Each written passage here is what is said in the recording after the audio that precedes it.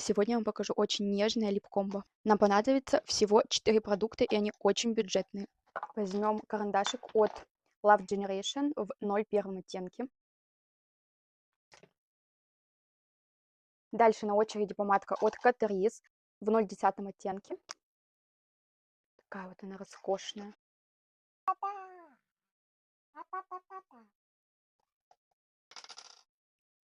Можно уже оставить вот так, но кто любит глянцевый эффект, мы с вами возьмем любой прозрачный блеск для губ. У меня это от Vivienne Sabo, он уже старый, поэтому я его заканчиваю. Толком его нету. И вот так у нас получается. Мне кажется, это очень красиво.